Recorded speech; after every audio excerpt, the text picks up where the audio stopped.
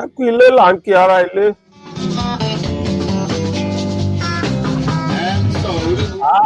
Àrèwá tá ń kéré ọ̀nà rèé. Ẹnu mi àgò. Ọmọ sáré gbò díẹ̀díẹ̀. Onílé mo kágbó àlà kí n tó wọlé o. Ọmọ sáré má sàkóso gbò kí ẹ wẹ́ sọ. Ó ṣèbà kí n tó wọlé lọ́jọ́ tèmi. Abraham Olúṣẹ́gun Adélẹ́yẹ yìí rèé. Orí burúkú ẹ̀bẹ̀yìn lẹ́yìn rẹ̀ wá. Mo ní atúntí dé abalẹ̀ ìdìgbà báyìí sórí ètò.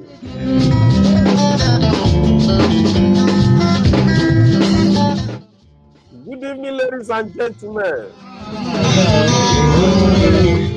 Wherever you may be watching or listening to us. Orí burúkú ẹ̀bẹ̀yìn lẹ́yìn. This is Abraham Olúṣẹ́gun Adélẹ́yẹ in the studio. Coming on board today with a special guest.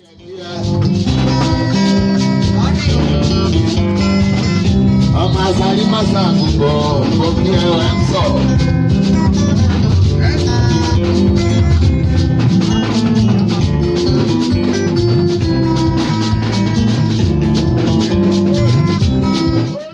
Today we will be discussing purely African cultural values.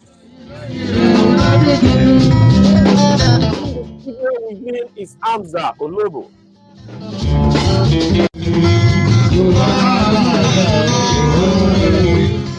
The convener, the Africot.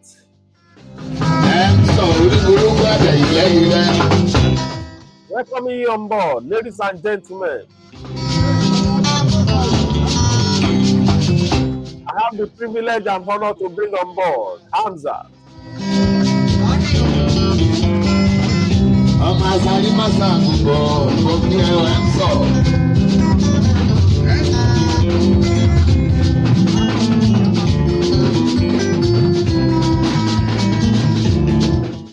My guest is the curator of the Afrocot.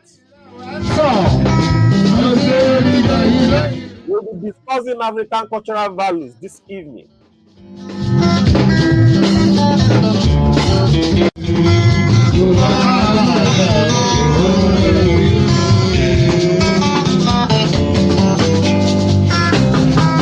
Orí burúkú ẹ̀bẹ̀yìn lẹ́yìn rẹ̀.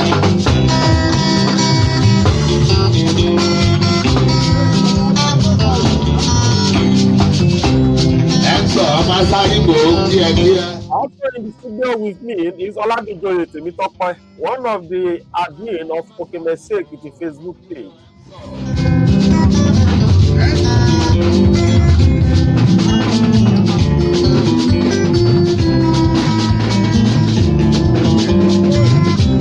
Orí burúkú ẹ̀bẹ̀yìn. I want to bring on board Temitope Oladujoye.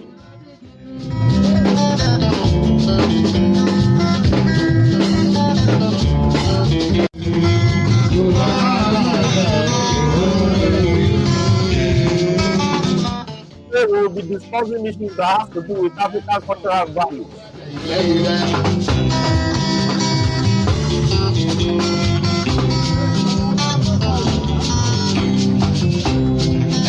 Ọmọ sáré gbò díẹ̀díẹ̀. Temitope Oladujoye ó lè yá bá mi kí àwọn ará ilé.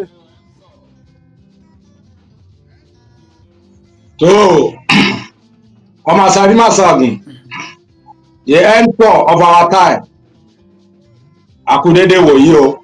Gbogbo ẹ̀yin ará ilé, mo tún kí yín gẹ́gẹ́ bí ìṣe wa, mo kí yín tológun, mo kí yín tẹ̀ṣọ́, mo kí yín ẹ kú dédé àkókò tí a wà yé. A dúpẹ́ lọ́wọ́ Ọlọ́run ọba tó tún jí wa sí ìmọ́lẹ̀ àlàyé tó tún ní ká pàdé lọ́jọ́ tòní. Ìwòye àná là ń dágbére fúnra wa wípé a ó tún máa padà wá. A dúpẹ́ nítorí pé a bá yín àwa náà là tún lè wá.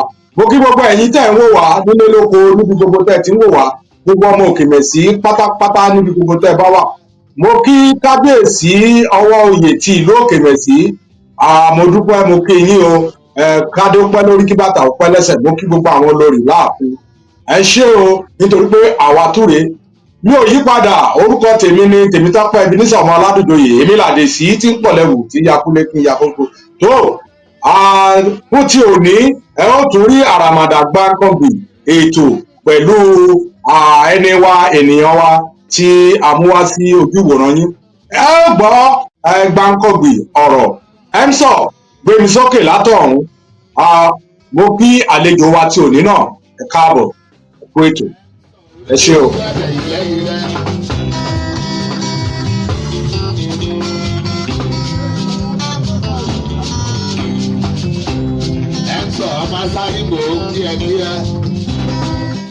Yeah, may I use this moment to call on my guest to also, express himself, in the studio, I mean, direct from the studio and on the program.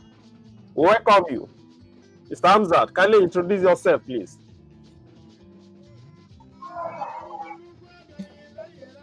Good evening, everybody. My name is Hamza Olobo. I'm a photographer, mainly documentary photographer, but I'm also a culture and heritage enthusiast. I work in promotion of African cultural heritage, and I'm happy to be here with you people. Thank you very much. I welcome you once again.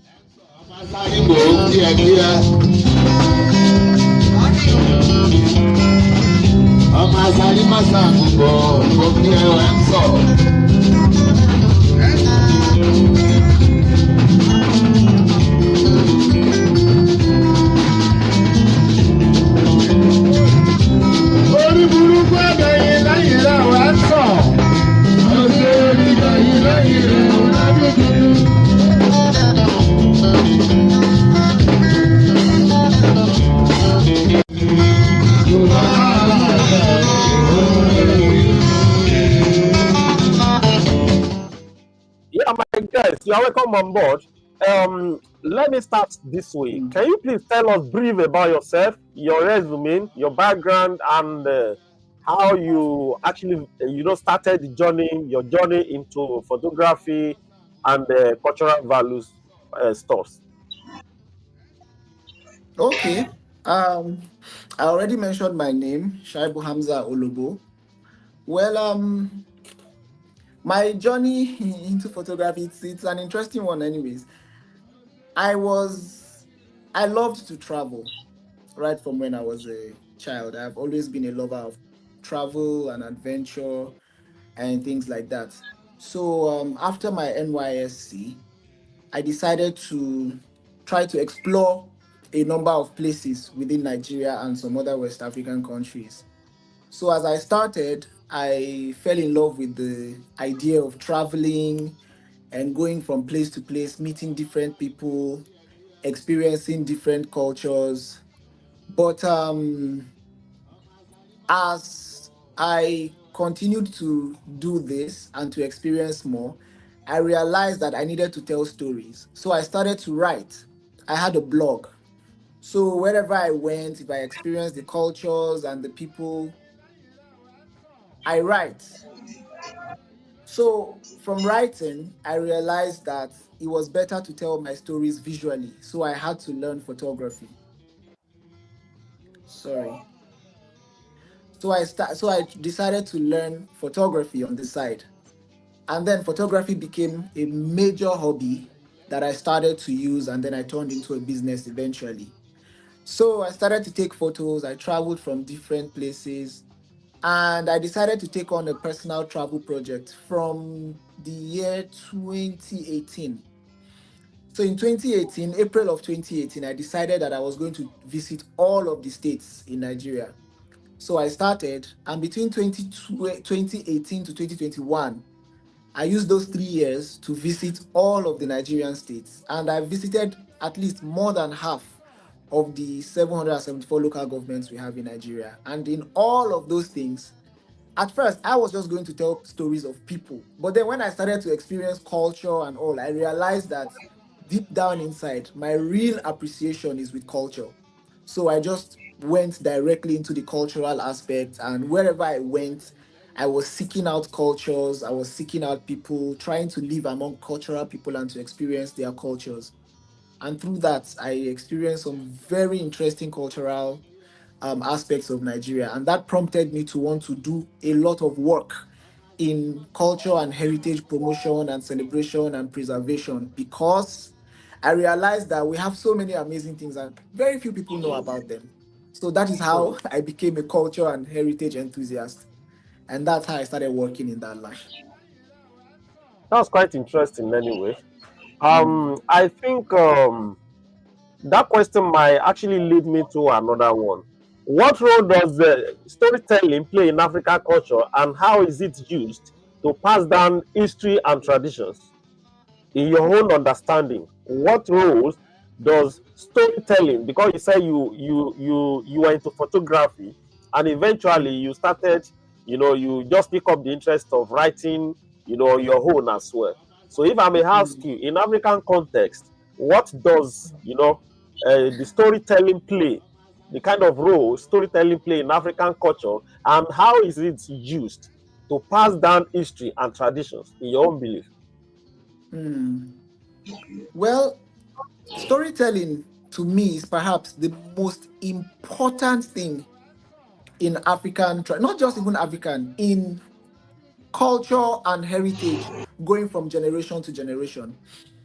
Before the advent of modern ways of communication and learning and education, storytelling was the only way that we had, and it worked for us. So stories were passed from forefathers to fathers to children and all of that. Now, the role of storytelling in African cultural heritage, it is really important. I will tell you what I experienced. When I started to travel and I started to visit all of these communities and all of these people, and I stayed with them and I lived with them, especially those people like I experienced people who worship at the shrines. I experienced people who are dancers, people who partake in so many different cultural activities. One thing I learned was that whenever I stayed with them and I started to listen to their stories and they started to tell me the things from their practices and all, I realized that these things were in stark contrast, completely different from the stories that we have heard from other sources.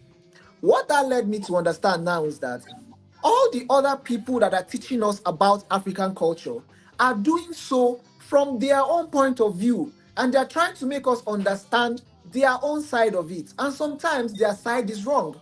For example, I am a Muslim. Now, all of my life, if I am being taught about, so, there are a lot of Muslim brothers I have, and even the Christians, who the only education they have about African culture is what their religious leaders have told them. Now, those people obviously are going to teach you about African culture from a point of dislike because their religion does not agree with it. So, if you take their story, you're always going to dislike it.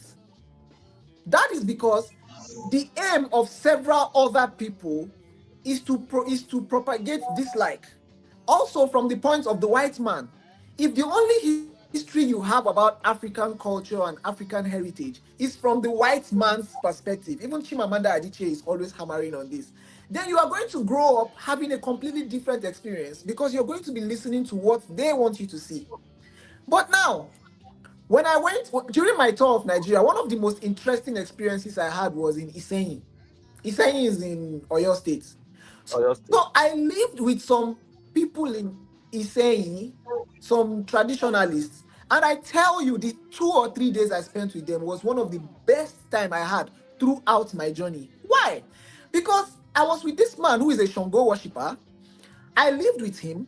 I experienced him. He allowed me to enter his shrine.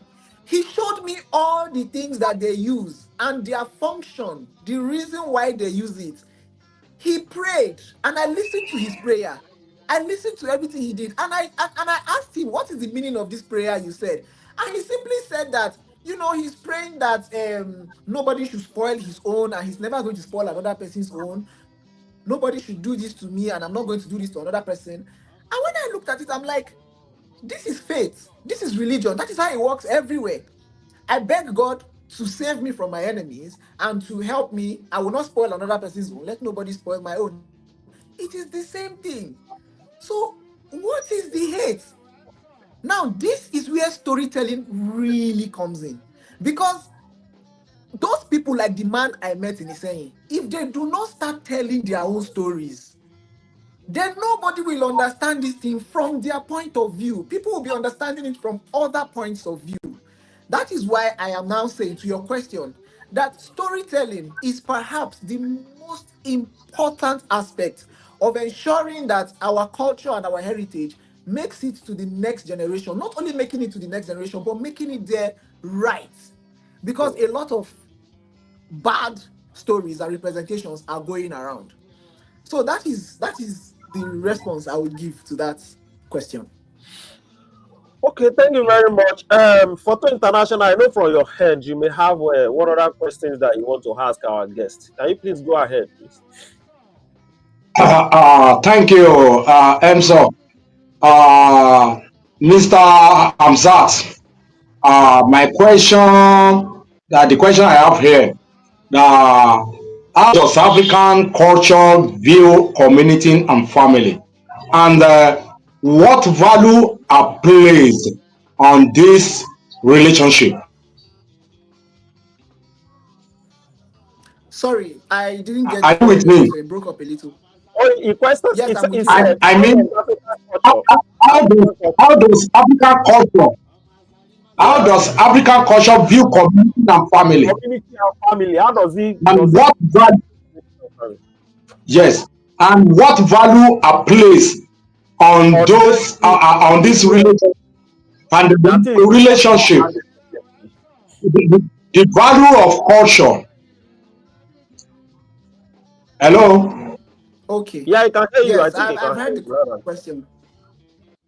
Yeah. Thank you very did you much. hear me? Well, yes, I heard the question now. Well, I like the question because again, it borders on something that I am very passionate about, which is community. Historically, in African traditional setting, or when you come to an African community, there is no such thing as individualism. Africans have always been people that work in a pack, in a group. Whenever you come to an African community, you hear even our adages and our proverbs. They are always emphasizing the role of community. It is an African that will tell you that it is not a parent's responsibility alone to raise a child. It is the community's responsibility. And throughout, no matter the culture you pick, if you pick the Hausa culture, you pick the Yoruba culture, you pick the Igbo culture, if you even go outside of Nigeria and you look at other tribes, like the Mundari tribe, we are looking at the tribes from Ethiopia and all of that, you will realize that one of the most important points of emphasis of their cultural practice is community and family. You would see that across every African ethnic group you look at, they always have a council in that community that addresses issues that arise in that community, including internal issues, marital issues, issues with children, and all of that. A particular tribe that excels in this thing is the Igbo tribe because they have a community, they have a council of women, and they also have a council of men. So whenever the women have a problem, they take that problem to the female council. And whenever the men have a problem, they take that problem to the male council. And it is so organized and it is so beautiful to see how it works. Another thing again is that when we talk about family in the African setting, we are not just talking about the nuclear family. In fact, in an African society, the nuclear family is very secondary. Because when we talk about a family, the extended family, the entire tribe, the entire community is one family, and they take it as such. In a typical African setting, let me take you back to pre-colonial Africa. We had places where we call the village square. And especially, I would always make reference to the Igbo tradition because they really, this issue of family and all of that, they really embody it. The Yorubas as well, and we will touch on that. Now, there is a village square. where people usually meet. Sometimes the elders meet to deliberate. Sometimes it can also become a social space, a social gathering where the youth come and they meet. There are places where your parents will not want you to go. There are places where they will not allow their children to go. But when they know that their children are in that square where they are surrounded by their brothers and sisters in the same community, the minds of the parents are calm because they know that you are among community people and you are among the larger family. We also have festivals. That is why we have festivals. Festivals are not just there to celebrate African culture and heritage. They are there to foster the bonds of family. If you look at festivals like the Oshogbo Festival that happens every year, and you look at the Argungu Fishing Festival that happens in the north, and you look at especially the New Yam Festival, there is one they call the Uche Oba that happens down east. You will realize that apart from just celebration, it is a day for the entire community to understand each other and to recognize each other and to renew their bonds of kinship and their bonds of family. Don't forget that in an African community, no matter how big it is, even today, go to any Yoruba village, any lady that passes, any man that passes, they will tell you their name, they will tell you their father's name, and they will tell you their house. That is because the the idea of family and community is so important in the African setting that we no longer see it as just my father and my mother. Every father every father is a father to every child, and every child is a child to every father and mother. So everybody raises each other properly. I will end responding to this question with an experience that I had when I visited the village. So in the village, I visited my village one time with my mother, and I was at this compound with people, and they had just prepared food to eat. So I told them that, well, it's time for lunch. I am also hungry. So let me go home and eat. And they took it as an insult. They said, what food are we cooking here that is different from the food that you are cooking in your father's compound? So are you trying to say that if my son goes to your father's compound and comes back and tell me that it was time to eat and they told him to leave, do you think I will be happy? So what kind of message are you going to send to your father that it was time to eat and then you left? They did not allow me to leave. I stayed there. I ate in the same plate with their children. I enjoyed the laughter that they shared and all of those things. Before I was okay, I drank water. They even told me I have to stay there and rest for like 20 minutes for the food to digest before they will allow me to go back to my house. So that when I go, I can give a testament to where I'm coming from.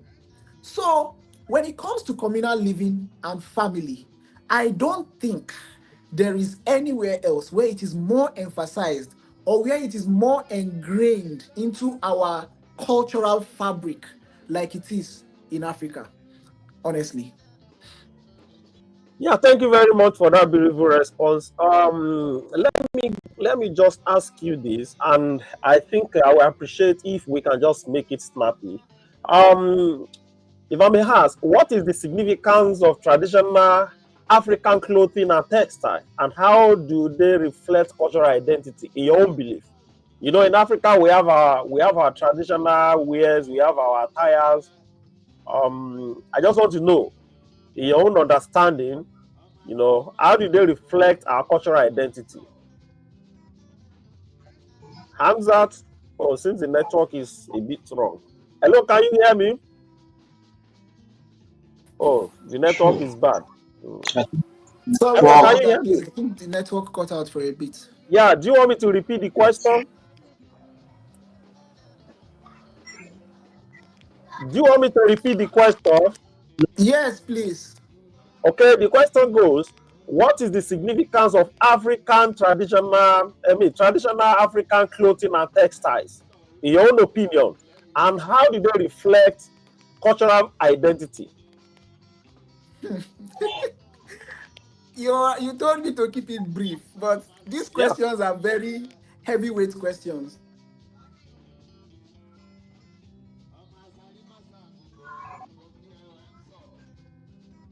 Yeah, since the network is messing up, Poto, what do you suggest?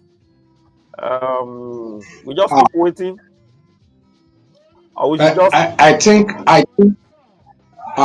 the network is I don't know. okay. I That think is we can the hear. that is the I think he's here now. Yeah, yeah, Mr. yeah. Amzat, Mr. Amzat, Mr. Amzat, Network. Yes. Can you Thank you. hear us Sorry, now? are the you still network with us? keeps getting up.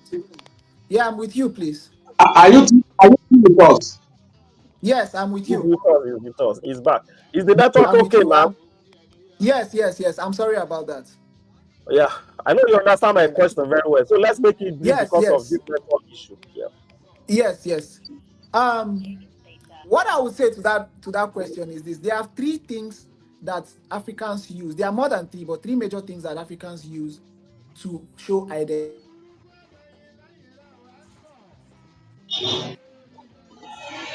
The network is That network is bad.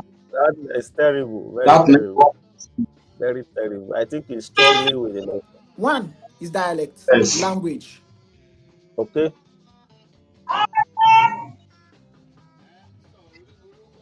and it has been flowing since Yeah, what yeah, yeah. network. People are enjoying they are enjoying The, it the network is actually holding him back. because it's Please, making can you that sense. opportunity to give on? I think But yeah, Babajide Faju is also with us. You know, he's watching us from I don't know, maybe from Ado, from Abuja, or from Jamaica, or from London. I don't know. Babajide Faju from Ado Ekiti. Olabisi Ajibola Michael, one of the admin of Okimese Ekiti Facebook page, is also with us, though he's not in the studio. Adejumo Ayokomi is also with us. Oladosun Adebayo, Adeyinka Emmanuel. I think I saw a particular message from Oladosun Adebayo. He said, "Good day. I always enjoy you guys' works. These are making us to learn and know more about our ethnics. Please write on, and may God continue guiding you guys." Thank you very much. We appreciate you. Thanks for that beautiful submission. We appreciate you. The network is actually, disturbing the program. I think our guest is struggling to find his feet. I think let's watch. ah, Let's watch one of our videos. One of the videos on our cultural stuff.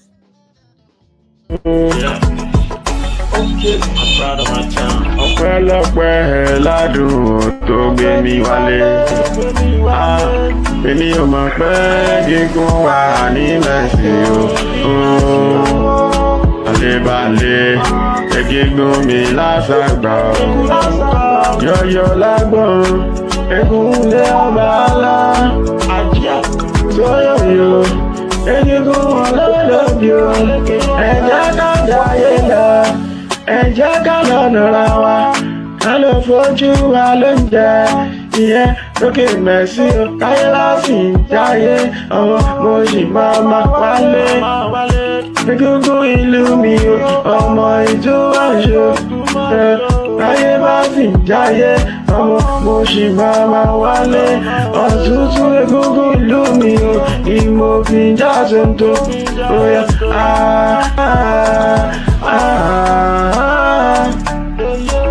egungun ìlú mi o. Ọmọ ìjọ àṣọ.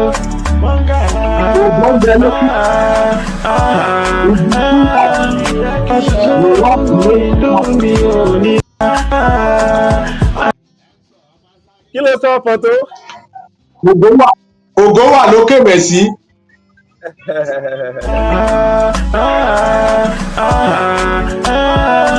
Egungun ìlú mi ò ní mo fi já tuntun.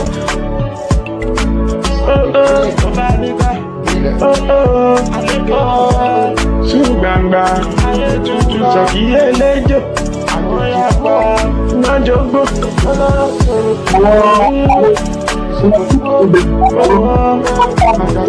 Wà ló máa jáde. Yeah,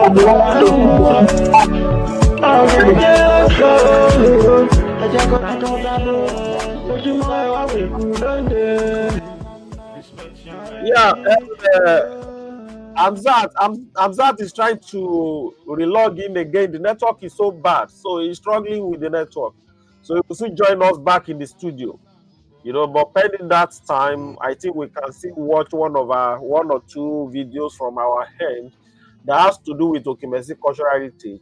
And let's watch this 2023 Oladunwo video.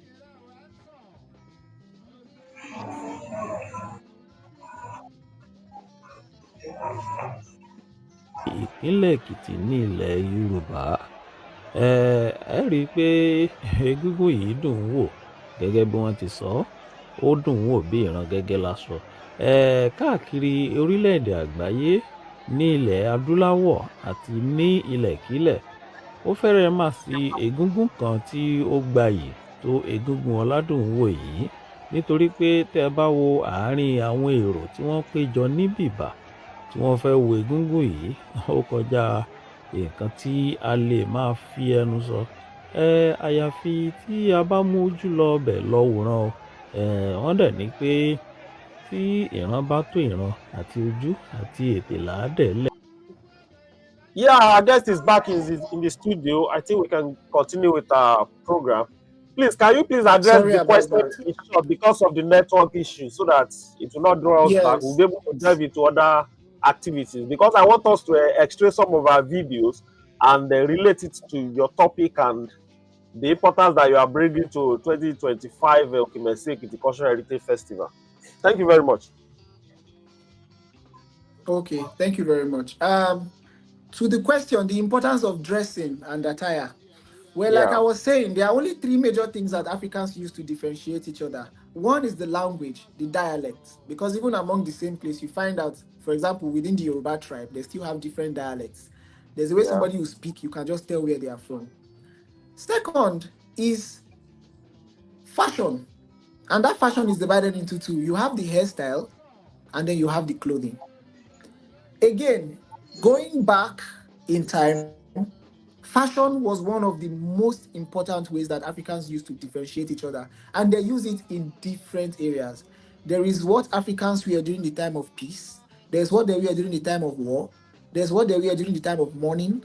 There's what they wear during the time of celebration. I think among the three, no one is higher than the other, but fashion, if you had to pick one that was very important, it was fashion, including the hairstyle even. I would have said the tribal marks as well, but a lot of people frown against the tribal marks these days. But it was all part of our African, it was part of what we wore proudly on our body to differentiate us from other people. Yeah, so that's just the brief, I would say, so I don't get into long stories. Foto, I know you have questions that you want to ask our guest. Can you please throw it to him on time? Yes. Thank you very much. Right. Thank you, Mr. Amsat. The question I have here goes as, yes, how does music and dance contribute to African cultural expression? I mean, cultural expression and identity. I mean, how does music and dance? You know, we have difference of music and dance in Yoruba, Hausa, and Igbo, and majorly all the tribe. How does it the cultural expression and identity? I mean,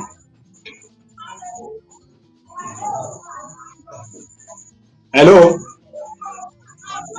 The network again, Mr. Amzat. Oh, it's network again. Mr. Amzat. Network again. Yes. Just wait a bit. I think he will soon be back. Let's watch one of our video again.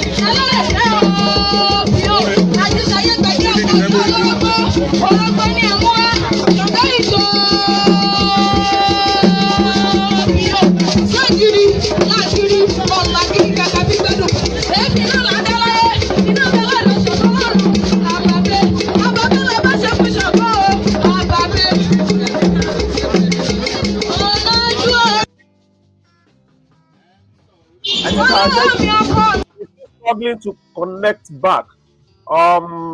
I think okay, it's back again. Yeah. Mr. Abzat, can you hear me loud and clear? Loud and clear. I Oh, apologize good. again. I'm I sorry. understand that it's network issue. Yeah, you can move on now. Yeah. Hope you hear that question We very talked well. about music and dance. Yeah. Yes, music, how does it contribute to African culture, expression, and identity? Exactly. Now, Are you with me? there's a project that we're working on recently. I'm with you. I can hear you. There's a project that we're working on recently, and we have an art director.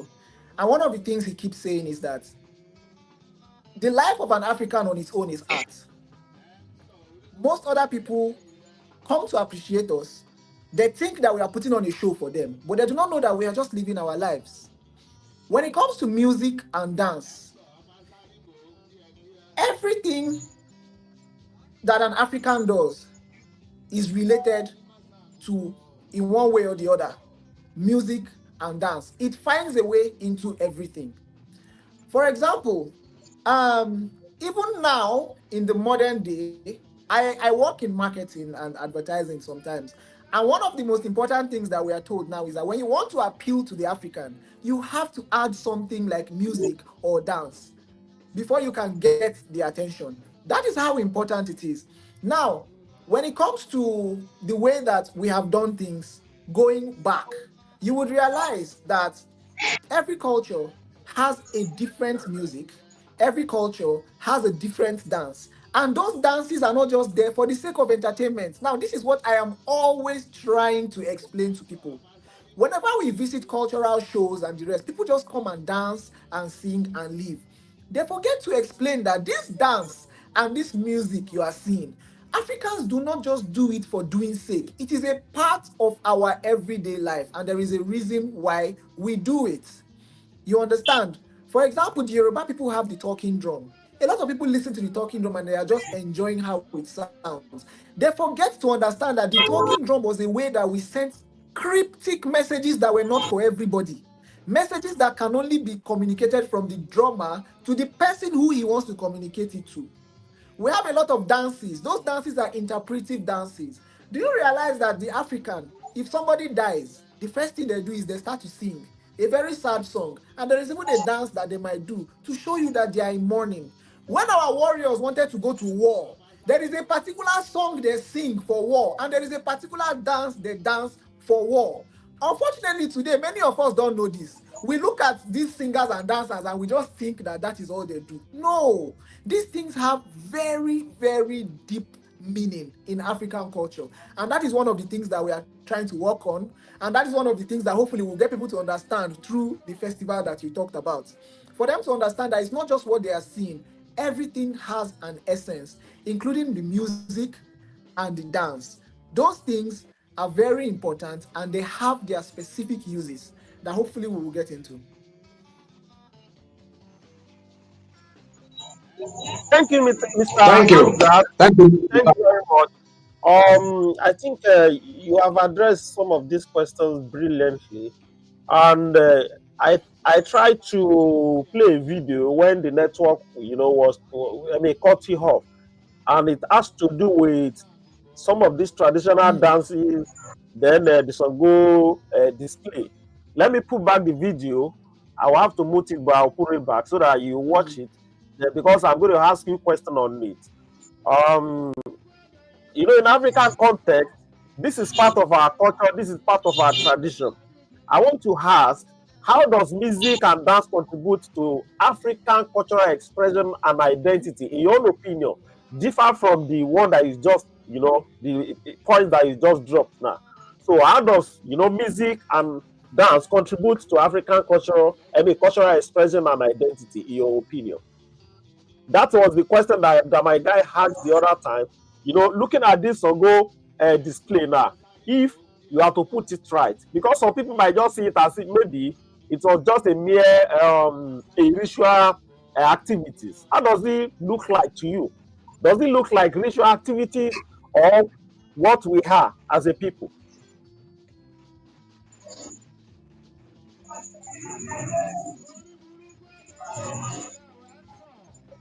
So, Mr. Hamzat, can you address my question now?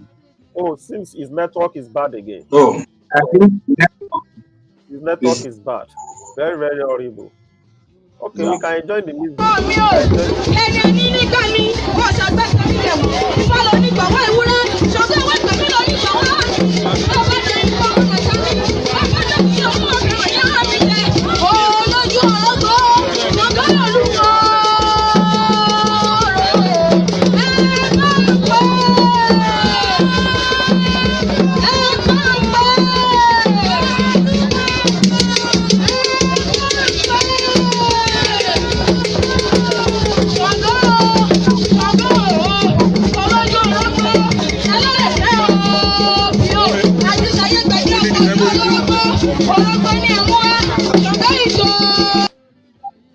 So, Mr. Hamza, you are welcome back. So, how does it look like, in your own opinion? Does it look like a ritual activities or normal African traditional or culture, Yoruba culture, or whatever? It doesn't look like a ritual activity for me. It is just people having cultural expression. The people that look at it and just summarize all of these things as a ritual, actually, when people say that, the only thing that they are displaying is their ignorance, to be honest. Because with all due respect, the same people that look at these cultural elements and call them ritual and barbaric, when you go and look at their own spiritual practices, you will realize that most of the things that they are doing are not different from these. They are just doing them in a different way. And because it is their own part, they look at other people and then they look at them with disdain and hate, which I do not key into. This is beautiful. Thank you very much. Let me play another video so that we can just explain it together. Let me play another video. We recorded this video on Monday. It is part of Okibese Cultural Heritage Festival activities for the year 2025. It is just, you know, there is a kind of weekly activities, a Google festival, weekly activities that used to, you know, take place on Monday evening in particular. So it was recorded on Monday evening. So I want you to look at it and extray and just tell us your basic, what is it called? Just tell us your basic inference from the video. You can see people holding canes and you see some of them trying to flog themselves and, you know, running around. How does it look like to you? It looks interesting. You know, the people that will not find this interesting are people who don't know what this act signifies. It actually looks very interesting. Okay, let me unmute it so that you enjoy the background noise a bit. Let me just unmute it.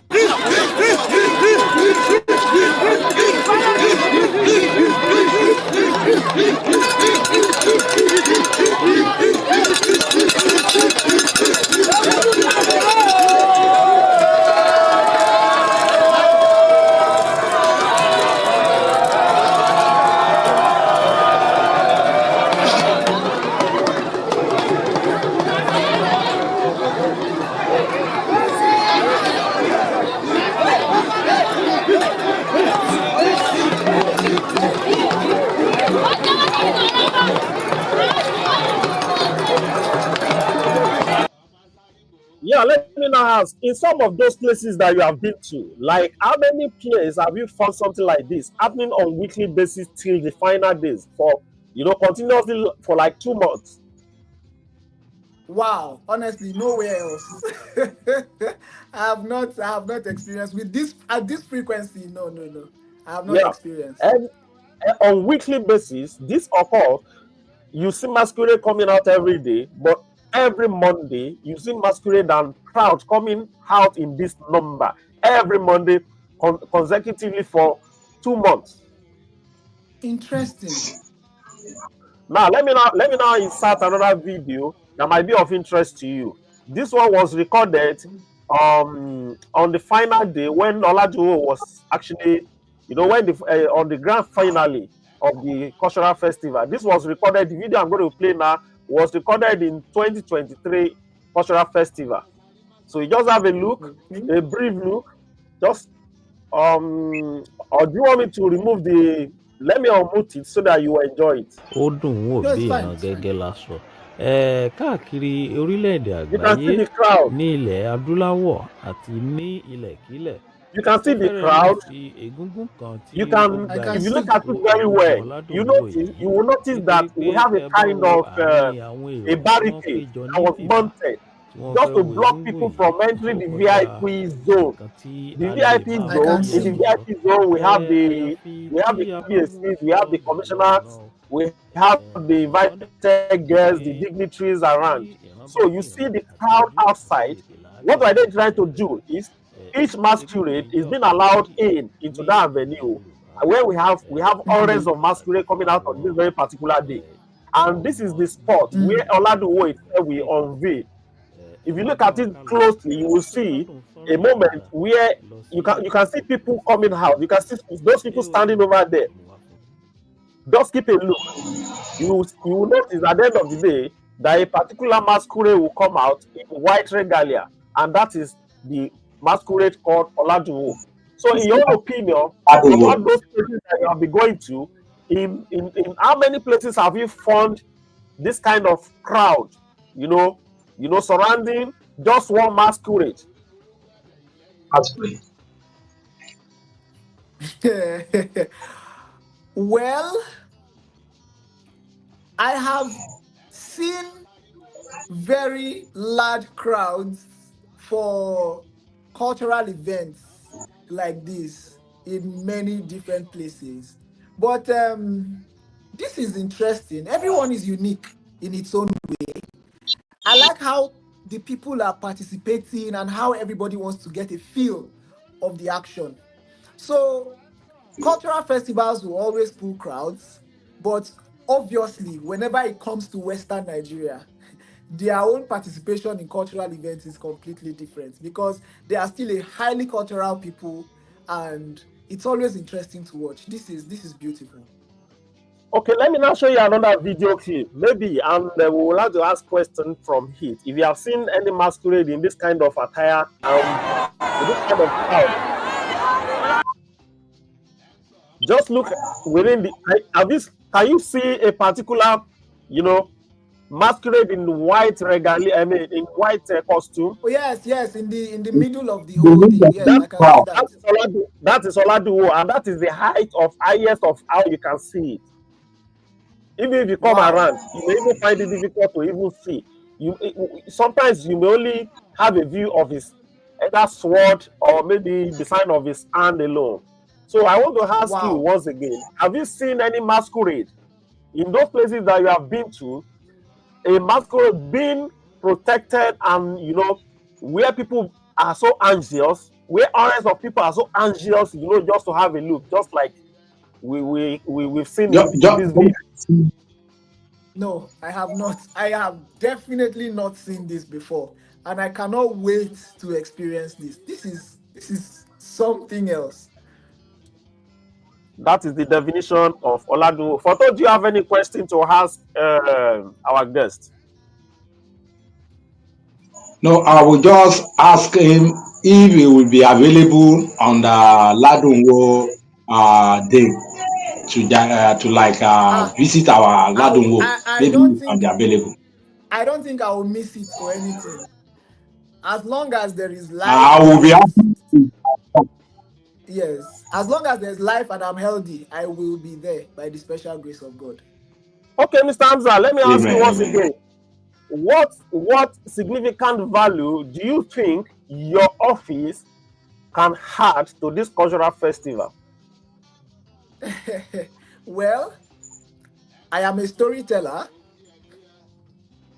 and like we already established, you see this whole festival and all of this. By the time people see it, they have an impression that is not theirs. They have an impression that is not true, an impression that is wrong.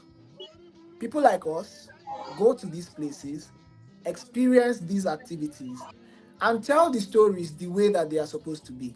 And you'll be surprised how many people will say, "Oh, I did not know." All they just know is, and most of the time, the hate is inherited. Some people hate this Laduwo festival. They have never attended it, they have never seen it, but somebody else that they know hated it and they just inherited it. It is wrong. So, He, what I he, think he has inherited the hatred. Yeah, exactly. So, one of my someone who is watching us from United States of America just has a question. He said, "I think that the modern civilization and religion have significantly eroded some of this cultural heritage. What can we do to revitalize them? What can we do to revitalize you know them?" what I think we can really do about that? I am one of the people that is very upset, very angry with the role that religion is playing in eroding our culture. And nowhere in Nigeria is this more severe than in northern Nigeria. Funny enough, the only solution to this thing lies in the religion itself. Religious people need to go back to their religious texts and understand what their religion is fighting with and what it is not fighting with. During the time of the prophets and whoever the religions are making references to, there were a lot of other people who were outside of the confines of these religions, and they were not condemned. I think that this is very unfortunate, because unfortunately, the solution to this problem lies in the hands of those religious people. They need to properly understand their religious texts and to understand that faith is a personal business between you and God, and there is no compulsion in religion. Do you understand? Yeah. If and this is what I always tell them. We say that God has designed the earth and designed the life the way he wants it. If God did not want Yes. diversity, it's just like this, it is gone. Do you understand? We have how many prophets and how many messengers of God in all of the religions? All of them lived their life and died, and they still left people who were not on their in their confines. If God wanted all the earth to be Christians, Jesus Christ had that power. So the fact that it did not happen means that it is not in God's design for the entire world to be that. Same goes for the Muslims. So I think it is important for all of us to understand that this fight you are fighting, you will never win it. There is no such a thing as one day Never. 100%, Never. 100% of the world will be Shango worshippers. There is never going to be a time where 100 of the world are going to be one religion or the other. So the best thing we can do for each other is to live in harmony. And I honestly believe that this is the thing that God really wants us to understand. Live with these people in peace and in harmony. I believe, and I do not ask anybody to believe it with me, but I believe that I'm a religious person. I believe in heaven. I believe that there is a God. But all of these other religions are just like the roads leading to the market. There are aspects of condemnation that people can never completely substantiate. There are people who live outside of the confines of Christianity and outside of the confines of Islam that you cannot in good faith condemn to hellfire because of the way that they lived. Do you understand? And at the end of the day, these things, the judgment, so to speak, and all of that, it lies with God. So for us to carry these judgments in our hand, and nobody is saying that people should not preach the gospel. Preach your gospel as much as possible. But when you sit down with somebody who does not agree with your faith, it is not a call to arms. There was a situation. There's one of our older daddies. We were talking, and he was so proud. He was so proud to tell me that there was a new pastor in their village. That pastor came and said he saw a vision. And he went to their village square. There is a tree in that village. That tree is older than the oldest person you will find in that village. Anybody you call, they will say they raised up and they met that tree.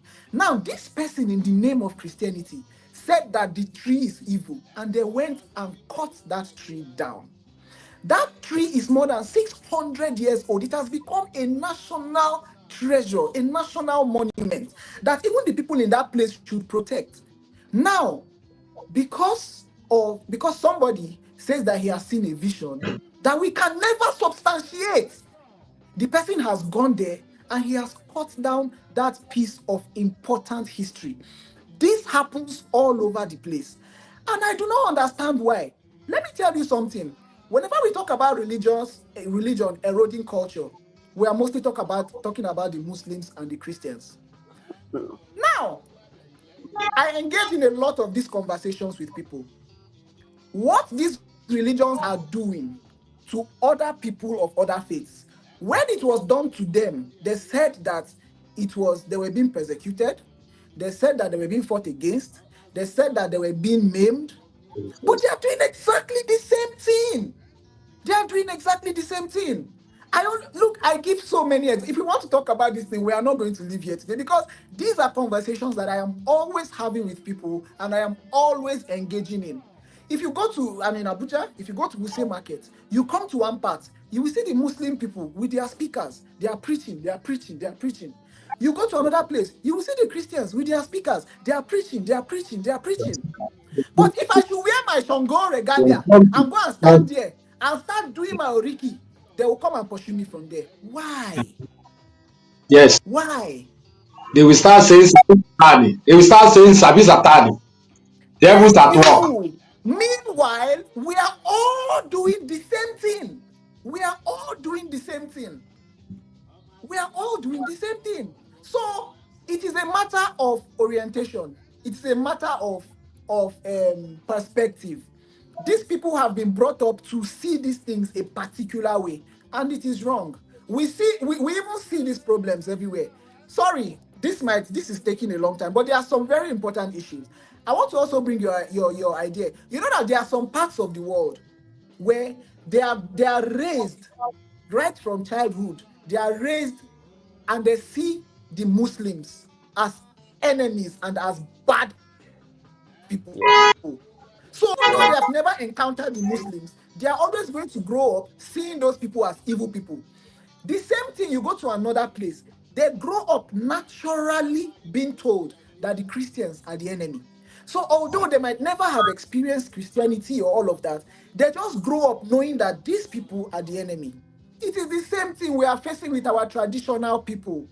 People just grow up and they are made to understand that these people are evil and a particular and they are a particular way. And you see the Muslims and the Christians trying to fight against these stereotypes. So we also have to fight against it on the larger scale, because now when people say that your religion, you like to fight, you like to do this, they will say no. You cannot judge the entire religion from the small people that use it to do bad. And we are human beings. There are people who will always use something for bad. There are people that use Islam for bad. There are people that use Christianity for bad.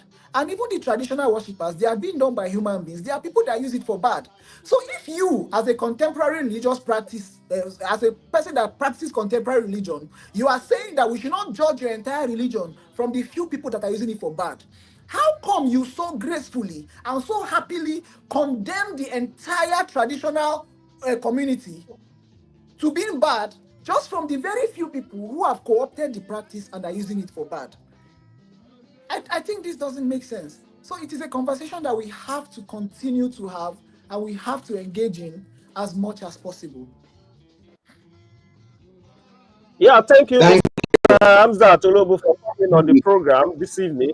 I want to sincerely appreciate you, and I hope you will bring your wealth of experience, to the forthcoming Okemese Ekiti Cultural Heritage Festival 2025 that will take place in May 31st, 2025. I want to sincerely thank you for coming around. Photo, Thank you very much. I think we should allow our guests to go on the program. We don't know, we might have people that might want to contact you. Could you please drop your phone number before you leave the studio? Okay, I'm a very easy person to reach. My phone number is 090 615 417 48. Can you call it again? 090 Can you call it again? Yeah. 090 615 Yeah. 417 48.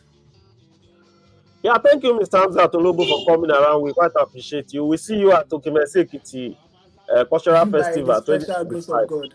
God bless you. Thank you very Have much. a nice day. Have a nice night rest. Thanks for coming around. Thank you very much. Yes, bye-bye.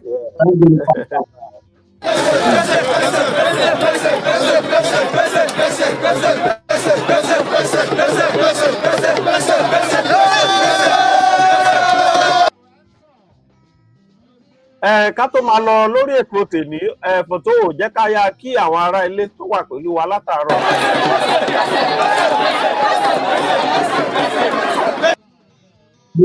Lára wọn náà láti rí Olúṣọlá Joel Pópóọlá, ẹ̀gbọ́n mi tó wà ní ìlú Àbújá, àwọn ti ilé epo nìyẹn.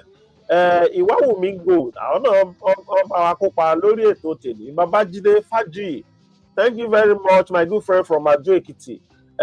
Abdulrafiu Sulaiman, ẹ ṣé ẹ kú àdúrótì. Lovet Love, God bless you, my dearest brother. Ìdẹ̀ra Tèmi, Adérónkẹ́ Tóyìn, Ọlábísí Ajíbọ́lá Michael. Gbogbo àwọn tí wọ́n wà pẹ̀lú wa lórí ètò, jẹ́ ká tún wo fọ́nrán yìí síwájú díẹ̀ kó tó di pé a máa dárúkọ àwọn.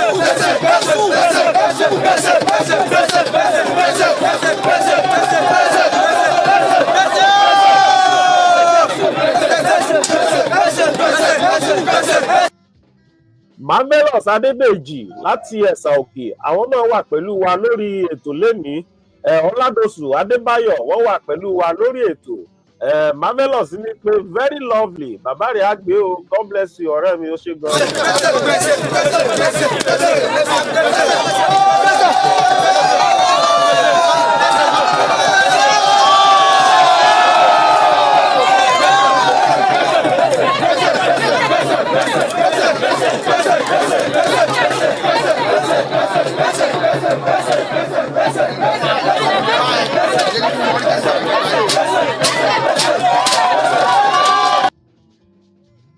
Device Seeker, àbúrò mi ọmọ ọba Dansaki, òun náà wà pẹ̀lú wa lórí ètò.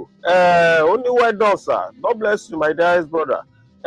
Gbọ́n mi bàbá mi Fámodìmú Gabriel, wọ́n máa ń wà pẹ̀lú wa ńgbà gbogbo. Fòtó ọ̀yá bá mi dágbére fún àwọn ará ilé lórí ètò tèmi títí di ìgbà mìíràn tá ó tún padà wá sórí ètò. tó o ṣe ẹnzọ mi ọmọ asari masagun. Adúpẹ́ lọ́wọ́ gbogbo ẹ̀yin tẹ́ ń wò wá pátápátá níbi gbogbo tẹ́ ti ń wò wá. Mo dúpẹ́ lọ́wọ́ gbogbo ọmọ Òkèmẹ̀sí pátápátá. Mo dúpẹ́ lọ́wọ́ kábíyèsí ọba Ọwáoyè, bàbá mi kábíyèsí ọba Michael Gbadébọ̀ Adédèjì, JP CON. Adúpẹ́ nítorí pé ẹ̀yin lẹ ní ká máa nìṣó, pé ẹ wà lẹ́yìn wa. Adúpẹ́ gidi. Adúpẹ́ lọ́wọ́ ọkùnrin obìnrin tọmọdé tàgbà tí ó jẹ́ wípé ẹ ń ṣàtìlẹ́yìn wa láti ìgbà tí a ti bẹ̀rẹ̀ prógrámù. Ọpẹ́ ni fún Ọlọ́run. A lérò wípé ní ìgbà tí ó bá tún yá tá a tún máa wà lórí ètò yìí pé ẹ tún wà pẹ̀lú wa, bẹ́ẹ̀ ni ó sì máa rí. Èmi náà orúkọ mi ò yí padà, gẹ́gẹ́ bí ẹ ti mọ̀ mí, Tèmítọ́pẹ́ Ebenezer ọmọ Ọládùjọyè. Èmi Àdèsí, ọmọ iléèwé ọmọ olódò idẹ, eléjò molo eléjò tí ò bá múlò mi kò gúnyán, ọmọ àrídẹdẹwọ mi.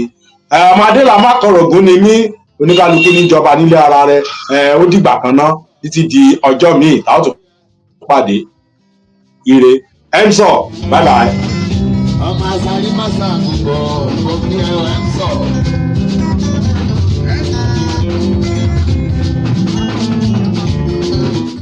Mo ní oníyanṣẹ́ báyìí ọlọ́bẹ̀ náà tiẹ̀ ti ṣe pátápátá. Mo ní mo dúpẹ́ lọ́wọ́ ẹni ní ènìyàn mi, ìyàwó mi Olúwakẹ́mi Olúṣẹ́gun Adélẹ́yẹ okun àdúrótì látàárọ̀.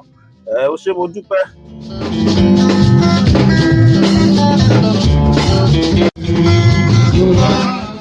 mo dúpẹ́ lọ́wọ́ àwọn tá a jìjọ kópa lórí ètò tèmi ẹ ṣé mo dúpẹ́ God bless you. ọpẹ́ pàtàkì lọ́wọ́ kábíyèsí ọba Michael Gbádébọ̀ Adédèjì Àríyọ̀wọ́yè kejì tilẹ̀ tí ò pilẹ̀ sí kábíyèsí fún babaláàfin o. dúpẹ́ lọ́wọ́ gbogbo Òkèmẹsí Cultural Heritage and Tourism Committee ní pàtàkì àwọn ìgbìmọ̀ tí wọ́n ń ṣe ètò Òkèmẹsí Cultural Heritage Festival 2025 Honourable Eso Ajibade ẹ ṣé ẹ kú ètò. Mr. Ajayi Abiodun àti àwọn tó kù náà ẹ ṣé o ẹ kú ètò. Òpè Àìbálọ́jẹ̀ mo dúpẹ́ ẹ kú ètò. Mo dúpẹ́ lọ́wọ́ bàbá ní Kẹ́hìndé amójú ẹ̀rọ. Ajíbọ́lá Michael ara àwọn olóòtú Òkèmẹsí Èkìtì Facebook page. Mo ní ilé mi ń pè mí báyìí èmi ń lọ títí di ìgbà mìíràn tí a ó tún pàdé lórí ètò. Orí burúkú ti dẹ̀yìn lẹ́yìn tèmi orí burúkú dẹ̀yìn lẹ́yìn tiyín náà o. Ẹni tó bá ní ká lọ ká má bọ̀ báyìí òun là ní délé bá. Ó ní bye for now. Orí burúkú ẹ̀dẹ̀yìn lẹ́yìn rẹ̀ wẹ́ sọ̀.